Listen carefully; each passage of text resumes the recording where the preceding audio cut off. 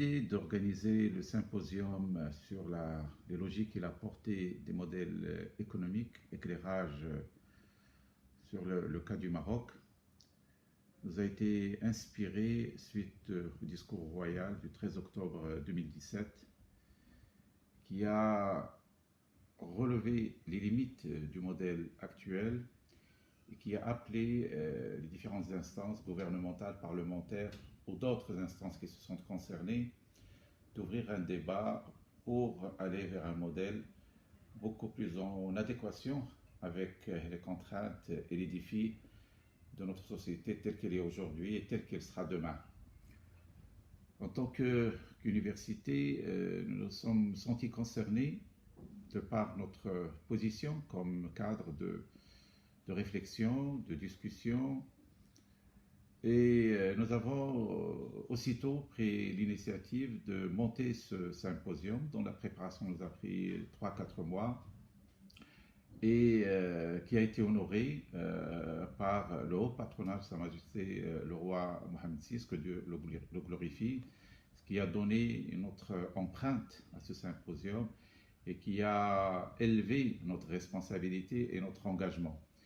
Heureusement, nous avons senti une très grande mobilisation pour faire arriver ce symposium à échéance, aussi bien de la part de nos enseignants-chercheurs, mais également de praticiens, qu'ils soient politiques, qu'ils soient économiques, qui se sont tous mobilisés pour apporter leur éclairage, chacun selon sa position.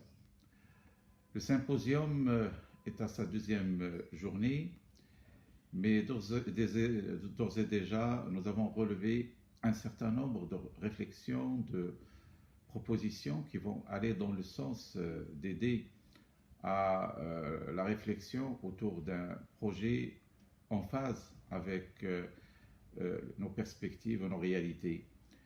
Ce qui a été relevé, c'est que tout d'abord, l'environnement, qu'il soit international ou national, a évolué. Le Maroc, certes, a pu dépasser des périodes difficiles d'ajustement structurel, de préserver ses équilibres macroéconomiques pendant la fin des années 80, les années 90.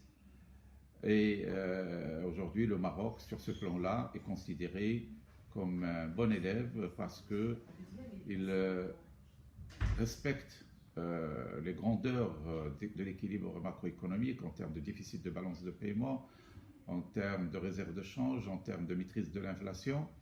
Mais au-delà de l'aspect financier, il y a la dimension sociale. Et c'est sur ce plan-là que les donnes ont évolué, parce qu'aujourd'hui, les défis sont essentiellement sociaux et sociétaux. Et bien sûr, ils ont une relation avec la dimension économique. L'économie doit être un vecteur pour justement faire face à ces contraintes sociales. Et lorsqu'on évoque les contraintes sociales, c'est bien sûr tout d'abord les conditions de vie, le bien-être, doter la population d'un minimum pour qu'elle puisse vivre dans la dignité. Mais au-delà de ce minimum-là, il y a des questions qui sont posées liées à l'éducation, liées à la santé, liées à l'emploi, notamment l'emploi des jeunes et l'emploi des jeunes diplômés. Donc ce sont des questions sociales qui ne peuvent être résolues que notamment par un environnement économique qui est propice et qui est favorable. D'où la nécessité d'avoir un taux de croissance qui serait aujourd'hui, on parle de minimum 5 à 6% sur la durée, mais au-delà du chiffre de 5 ou 6%, c'est une croissance qu'on cherche qui est plus qualitative, qui est plus créatrice d'emplois, parce que ce qui a été relevé, c'est que certaines années, même avec un taux de croissance de 4-5%, on n'arrive pas à créer autant d'emplois qu'espéré, parce que cette croissance est l'émanation d'une certaine transformation économique qui fait l'économie de la création d'emplois. Et il y a une croissance qui s'améliore, mais pas forcément accompagnée par de la création d'emplois. Aujourd'hui, la création de l'emploi passe par des transformations structurelles sur le plan économique, notamment le rôle de l'industrie, qui est aujourd'hui reconnu comme un secteur, je dirais, vital, au lieu que la population libérée du secteur agricole aille directement vers le tertiaire. Il faudrait qu'il puisse trouver place au niveau du secteur industriel. Chez nous, c'est plutôt le tertiaire et notamment le secteur informel qui permet d'absorber l'exode rural. Et donc ce n'est pas une croissance qualitative créatrice des richesses, c'est parfois on résout des problématiques sociales, mais pas d'une manière formelle et structurelle.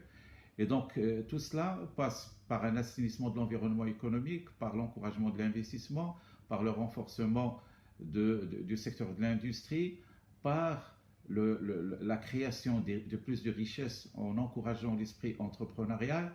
Et tout cela, bien évidemment, passe par un environnement sain sur le plan juridictionnel, sur le plan politique, mais également au niveau de la formation, de l'éducation, qui est aujourd'hui reconnue comme un moteur de la croissance. Ce n'est pas seulement un élément de l'environnement, mais c'est le dynamo de la croissance qualitative. Et donc, le secteur de l'éducation également est interpellé.